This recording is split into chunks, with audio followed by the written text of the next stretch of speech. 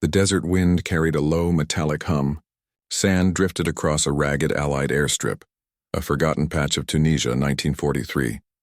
The sun beat down on rows of jeeps and fuel drums. Mechanics wiped oil from their hands, their uniforms dark with dust and sweat. In the middle of the chaos stood one jeep, a wreck of welded steel and scavenged parts. A rusted pipe bolted across its frame, strips of armor cut from a wrecked half-track, and on top of it all, a single Browning .50 caliber machine gun clamped together with mismatched bolts and sheer stubbornness. A few soldiers laughed. "Looks like a junkyard on wheels," one shouted. Then, the sound. A distant whine rising into a scream. The unmistakable snarl of a Messerschmitt Bf-109 diving low from the sun. Dust exploded from the runway as bullets tore through the air. The men dove for cover, except one. The gunner swung the junkyard mount skyward, thumbed the trigger, and fired. The sky erupted. The story of American ingenuity had just begun.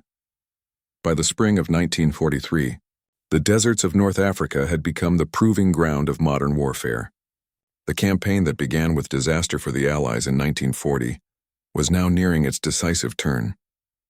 The United States had entered the war just over a year earlier, untested, unblooded, but driven. The first major operation, Torch, had carried American troops across the Atlantic to land on the coasts of Morocco and Algeria.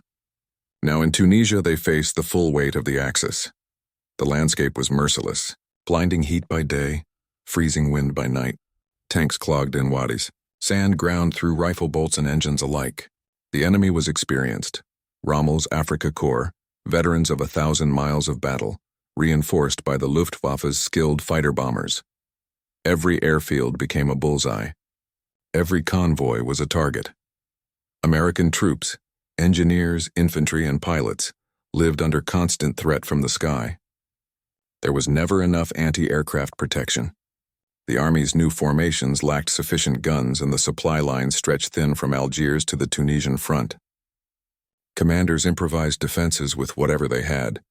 Truck-mounted guns, jeeps with ring mounts, half-tracks hastily converted into anti-aircraft platforms. For every sleek German fighter, there was an American crewman sweating behind sandbags and scrap metal, trying to make something that could shoot back. It was a different kind of warfare, not just fought with tactics, but with imagination. In supply depots and field workshops, mechanics became inventors. Broken axles were reforged into gun mounts. Steel plates scavenged from wrecked vehicles became armor. Empty oil drums were cut and shaped into shields. It was war by welding, torch, and wrench. The purest form of necessity-driven invention. The Luftwaffe ruled the Tunisian sky in early 1943. Fighters like the Messerschmitt, Bf-109 and W-190 prowled the desert air, strafing Allied positions at dawn and dusk. Each attack left more burnt trucks and shattered tents. Yet beneath that terror, something was shifting. Every time an airfield was hit, someone rebuilt it, and faster, stronger, smarter. Each mechanic learned a little more about how to fight back. At Kasserine Pass, the Americans had been bloodied. They'd learned hard lessons about discipline, coordination, and equipment under fire. Now those same soldiers were returning to the front lines hardened and humbler, and their commanders knew that innovation had to replace experience. A machine gun was no longer just a weapon. It was a symbol of survival.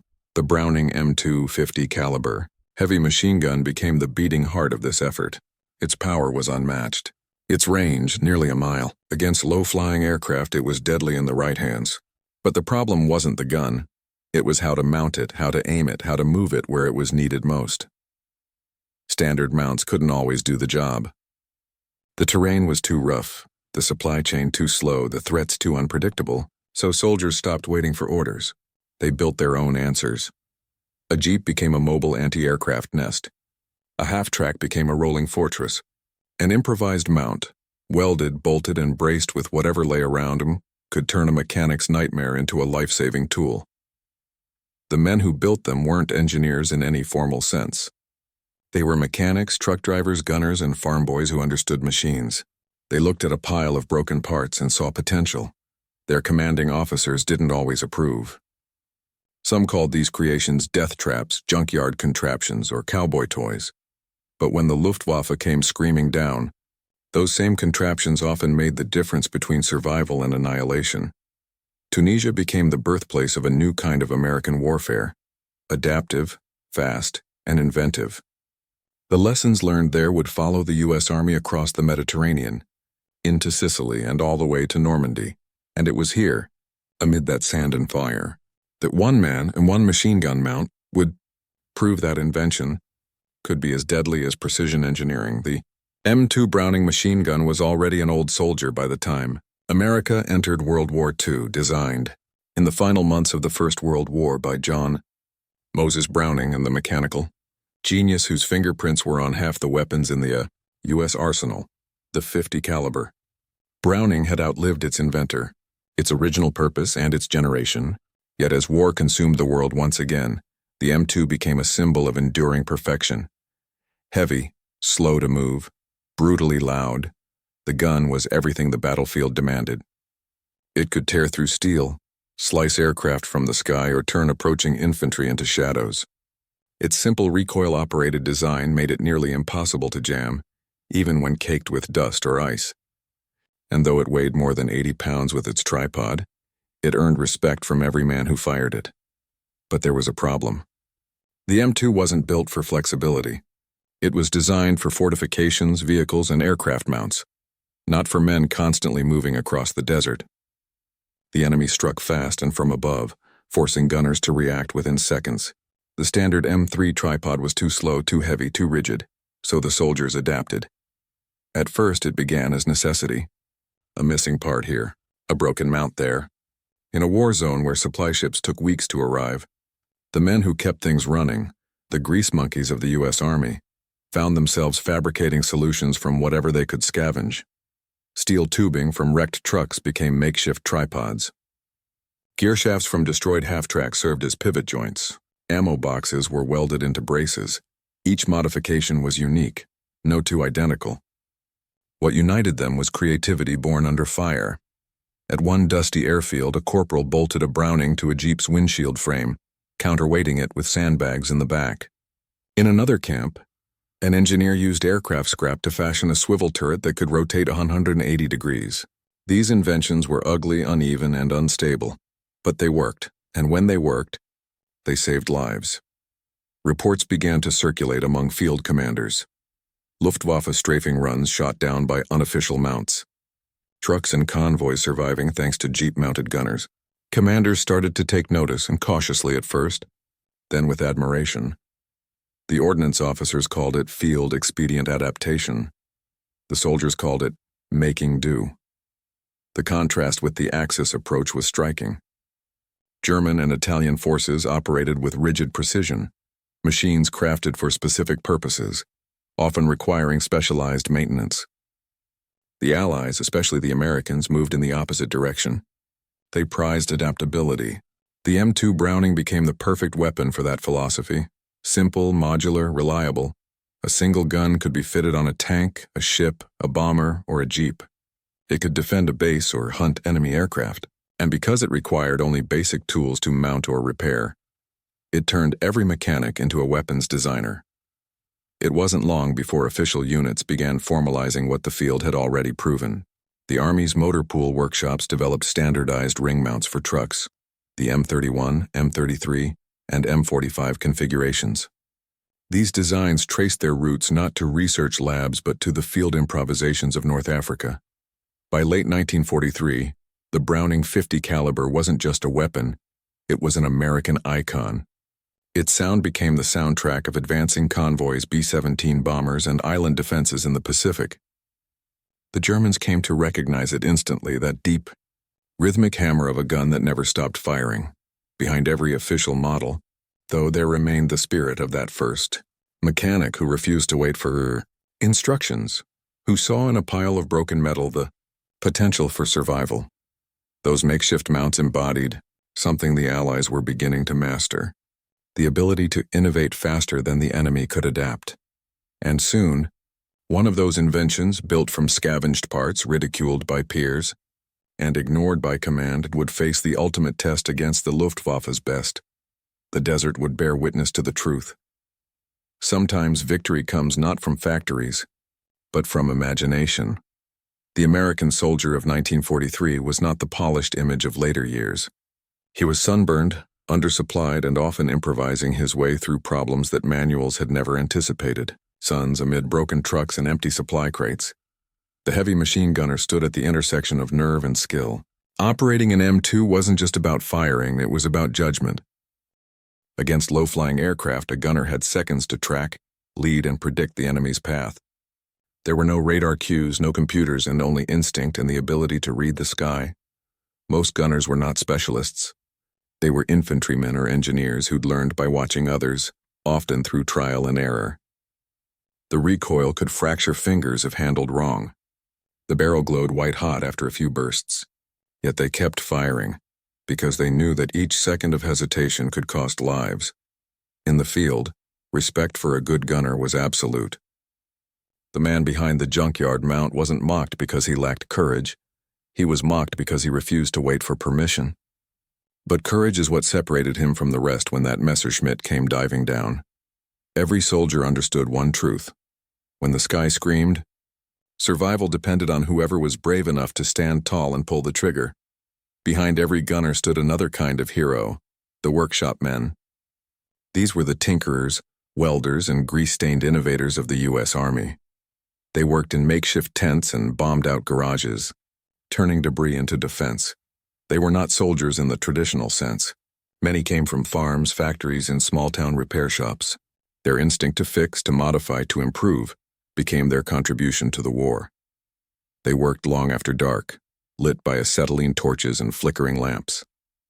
They welded armor plates from wrecked half-tracks onto jeeps, cut oil drums into gun shields, and rebuilt transmissions from scavenged parts. It wasn't glamorous work. There were no medals for a good weld, but these improvised creations kept convoys moving and bases defended. When official mounts were unavailable, they built new ones from memory. When materials ran out, they used spare landing gear or airplane struts. One report from the 9th Air Force Maintenance Section noted that field engineering ingenuity exceeds expectation, a bureaucratic way of saying they built miracles from junk. That same mindset echoed across the Allied front, from North Africa to Italy. When something broke, an American didn't curse it, he re-engineered it. Improvised weapons changed how American units fought. They created a fluidity that German officers often failed to anticipate.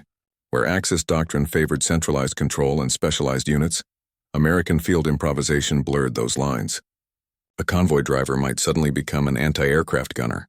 A mechanic might command a defensive position. Jeep-mounted Brownings began to appear everywhere, on ridgelines, convoys, and airfield perimeters. Their speed allowed quick redeployment, something the Germans didn't expect. In one U.S. Army report from the Tunisian campaign, commanders observed that improvised mounts provided effective low-altitude deterrent fire and increased morale among troops under air threat. That last phrase, increased morale, spoke volumes. The psychological impact was immense. Knowing they could fight back even with makeshift weapons changed how soldiers faced the Luftwaffe's dominance. Fear turned to defiance. The junkyard mount was not a symbol of desperation. It was a symbol of self-reliance. It reminded the men that ingenuity could stand against industrial might. And while not every mount worked perfectly, some jammed, some failed, enough succeeded to prove the concept. Commanders began sending photographs of field-built mounts back to Ordnance headquarters, urging for standardization. What had begun as scrap work was now shaping doctrine. It was no longer a question of if American improvisation would influence the war, but how far it would reach. In the shadow of the desert's wreckage, soldiers learned something the manuals never taught, that the ability to adapt was a weapon in itself. That lesson would soon echo through enemy ranks, as German pilots began to notice strange, mobile guns that shouldn't have existed, yet did. March 1943. The front line in Tunisia was fluid, uncertain, shifting like the dunes themselves. German and Italian air units, desperate to halt the Allied advance, launched daily hit-and-run raids against small forward bases and supply strips. At one such base, a patch of cracked ground near Kairouan, a few American transport planes sat exposed beneath the blinding sun. Mechanics worked under canvas tarps. Pilots rested in the shade of their C-47s. No one expected an attack that day, but war never announces itself. At 14:37 hours, a Luftwaffe reconnaissance flight radioed coordinates. 12 minutes later, 2 Messerschmitt Bf-109s and a pair of Ju-87 Stukas crossed the coastal ridge, flying low over the scrub. Their engines blended with the desert wind until the first bombs dropped. Explosions rocked the strip. Fuel drums burst into fireballs. Men dove for cover behind crates and trucks. The Stukas circled for another pass. Amid the chaos, Corporal Rowe, a 22-year-old mechanic turned gunner, sprinted toward his jeep. It was the same makeshift vehicle his comrades had mocked weeks earlier, a Frankenstein's creation of salvaged metal, bolts, and faith. The Browning M2 atop it was mounted on a swiveling iron bracket cut from a wrecked half-track axle, stabilized by sandbags and wire. Rowe jumped into the seat, slammed the charging handle, and scanned the sky. A Bf-109 roared overhead, its yellow nose flashing in the sun. He squeezed the trigger. The Browning thundered. Spent shells clattered across the jeep floor as long tracer lines arced into the air. The vibration shook the entire mount, yet it held, a perfect marriage of raw steel and determination. The Messerschmitt banked, climbed, and turned for another attack. This time Rowe tracked it cleanly through the pivoting frame. He waited, counting the seconds, and until the plane dropped into firing range. Then he let loose. The second burst tore through the engine cowling. A plume of smoke spiraled from the aircraft's nose. The German pilot tried to pull up, but altitude and luck had both run out. The plane struck the sand beyond the airfield and erupted into flames. The laughter that had once followed Rowe's Junkyard Gun was gone. In its place came silence, the stunned realization that the impossible had just happened. The remaining German aircraft aborted their attack, pulling up sharply and fleeing north. The airstrip, scarred but alive, began to fill with shouts and cheers. Mechanics and pilots rushed toward the smoking wreck, eyes wide with disbelief. In later reports, Rowe wrote only one sentence: "The mount didn't break." But in that simple statement lay the essence of the American war machine, a blend of courage, improvisation, and unshakable will. For the men who witnessed it, the moment was more than a lucky shot. It was a vindication. Proof that invention could outmatch tradition, that scrap metal and sweat could stand toe-to-toe with German precision. The story of that engagement spread fast. Within days, nearby units began replicating Rowe's mount, welding their own versions in maintenance depots and convoy yards. By the time the Allies moved toward Bizerte in May 1943, the Jeep gun had become a familiar sight, a symbol of resistance against the Luftwaffe's fading dominance. Yet, the real test of this idea, the moment that would etch it into military history, was still to come. Because just weeks later the Germans would return, this time in force, dozens of aircraft, coordinated strikes, a mission not just to destroy planes, but to erase the very airfield that had humiliated them. The next attack would determine whether that junkyard gun was a miracle or a myth. From the cockpits of the Luftwaffe, the North African front looked deceptively simple. American convoys snaked across open desert, unarmored and exposed, perfect targets for strafing runs. For months, German pilots had attacked with impunity, swooping down at dawn and dusk to scatter fuel trucks. Men and morale. But by mid-1943, something had changed. Reports began filtering through the German command chain. Aircraft hit by ground fire from unexpected angles. Convoys returning fire with alarming accuracy. Strange mounts appearing on jeeps and trucks. Pilots described bursts of .50 caliber fire that seemed to come from nowhere. From the backs of moving vehicles. From camouflaged pits from airfields previously thought defenseless. In Luftwaffe debriefings recovered after the war, one recurring phrase appeared. Die Amerikaner sind überall mit ihren Maschinengewehren. The Americans are everywhere with their machine guns. The shift in battlefield perception was critical. For the first time, German pilots began to hesitate, pulling up higher, losing the element of surprise, reducing their effectiveness. That hesitation saved lives. The Luftwaffe, once the terror of the desert skies, began to experience attrition in an environment they had previously dominated. Each junkyard Browning mount added another layer of invisible resistance. The M2 Browning was not sophisticated by 1940s engineering standards. Its beauty lay in its simplicity, a design so robust It could operate in sandstorms, sub-zero temperatures, or rain. Unlike the German MG-131 or the Japanese Type 3 heavy machine gun, the Browning required minimal maintenance. Its parts were interchangeable, its mechanism straightforward. A trained gunner could disassemble and reassemble it blindfolded within minutes.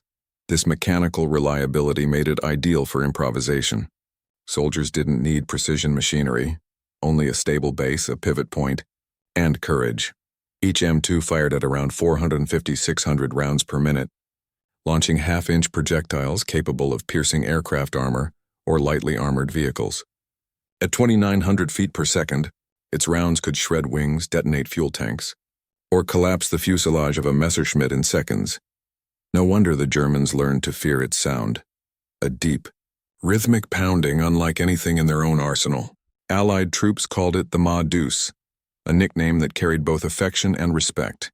And because it was air-cooled, belt-fed, and gas-operated, it demanded little but respect and oil to keep firing.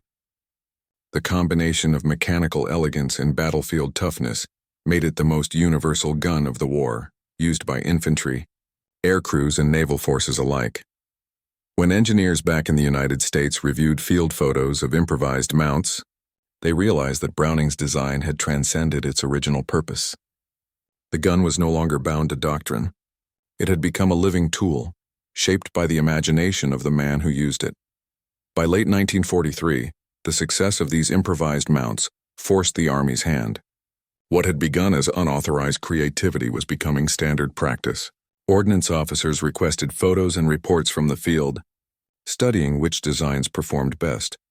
This led directly to the creation of standardized mounts, the M31C, M33 and M45 systems, which combined field-tested mobility with factory precision.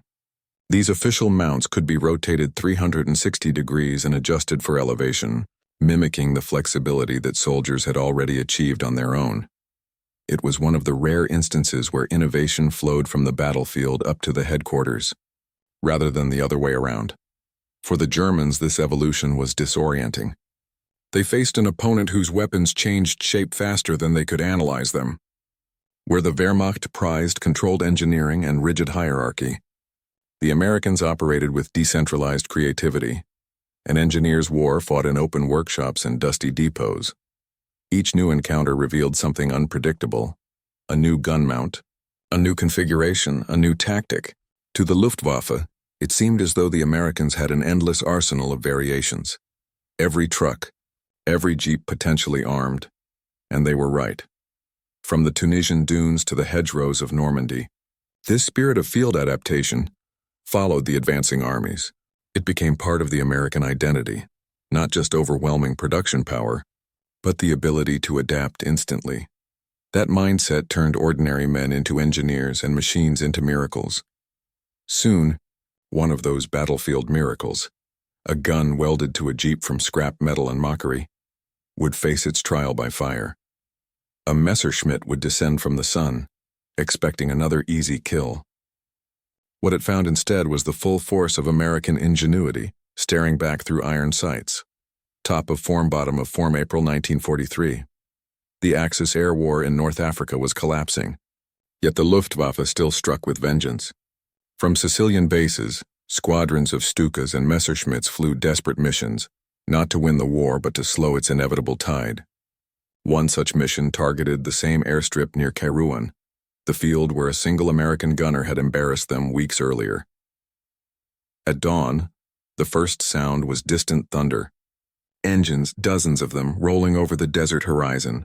Spotters on the ridge shouted warnings as black specks appeared against the pink morning sky. This time it wasn't 4 planes. It was nearly 20. Pilots scrambled for cover. Mechanics yanked tarps off weapons. The small outpost's only defense lay in a handful of machine guns, and the now legendary Junkyard mount standing beside a fuel truck. Corporal Rowe climbed up, calm but pale. The metal plate beneath his seat was scorched from the last attack. The sandbags were half torn. He checked the feed belt, braced his legs, and waited. The first bombs fell. A hangar disintegrated in a column of dust and fire. The concussion threw men to the ground. Before the smoke cleared, Rowe's Browning roared to life. Tracer rounds stitched across the sky, cutting through the diving formation. A Stuka peeled off, smoke trailing from its wing. Another veered left, its bombs dropping wide of the runway. The German pilots adjusted altitude, lowering into the kill zone to silence the jeep that dared defy them. Bullets ripped through the air around Rowe. A round shattered the jeep's windshield. Fragments sliced his arm, but he stayed on the trigger. The barrel glowed red. The mount rattled violently, yet the welds held. Nearby gunners joined in. 2 .30-caliber Brownings and a captured Breda gun scavenged from an Italian wreck. Together they formed a crossfire that clawed at the formation above. Within minutes, black smoke trails scarred the sky. One Bf-109 burst into flames, spiraling down behind the dunes. Another clipped a wingtip and crashed into the sea beyond the ridge. By the 10th minute, the field was unrecognizable, a wasteland of craters, debris, and burning fuel. But the flag still stood, and the jeep mount still fired. When the last Stuka broke off, the Americans rose from the sand in disbelief. They had survived a coordinated airstrike with improvised weapons, spare parts, and grit. The losses were real. 3 men dead, several wounded. Yet the enemy had been beaten back by Ingenuity. Later that day, a British reconnaissance unit photographed the airfield from above. In the center of the image, amid burned trucks and collapsed hangars, was a single jeep. Gun still mounted, barrel still pointed skyward.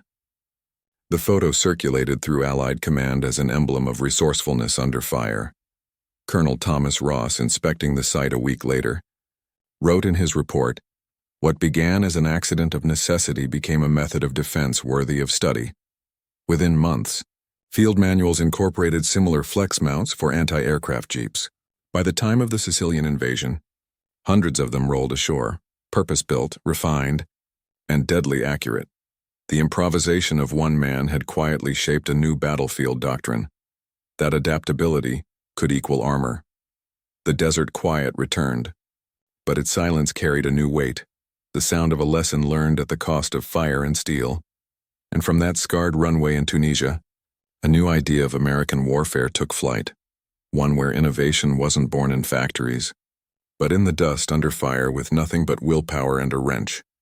By the summer of 1943, the North African campaign was over. Axis troops had surrendered by the tens of thousands. Allied flags now flew across Tunisia, from Bizerta to Tunis. But amid the mountain of wreckage left behind, stories began to surface. Stories not of generals or grand strategies, but of the small miracles that had kept the front alive. Among them was the Jeep gun, a welded hybrid of desperation and brilliance that soldiers swore had saved entire airfields. It wasn't an official design, nor did it carry a name, yet its legend spread faster than most could believe. War correspondents heard about it from mechanics, engineers, and pilots who had seen it in action. Soon, Army ordnance officers arrived with cameras and notebooks. They measured the mount, photographed the welding seams, and interviewed survivors of the April raid.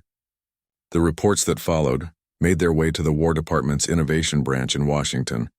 DC-1 entry read, "An unclassified field adaptation utilizing local scrap for effective anti-aircraft response. Improvised mount remained stable under sustained .50-caliber fire." That brief line caught attention. It was proof that battlefield improvisation could deliver real, quantifiable results, even when official channels failed to meet urgent needs. In July 1943, the Army initiated a small design review under the Tank Automotive Command. The goal? To replicate what a single corporal had built from wreckage. Engineers refined the pivot points, added recoil dampers, and introduced a standardized rotating ring mount that could be fitted to jeeps, trucks, and half-tracks. Within months, the flex mount Browning became a standard issue modification for field units. By the time American convoys rolled into Sicily and Italy, thousands of jeeps bore that same silhouette, a mounted gun turning skyward, waiting for enemy aircraft. But beyond hardware, something deeper had shifted. Commanders began to see innovation not as a luxury of research labs, but as a natural instinct of the soldier in the field.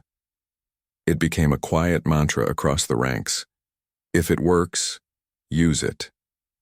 If it breaks, fix it. If it saves lives, build 10 more.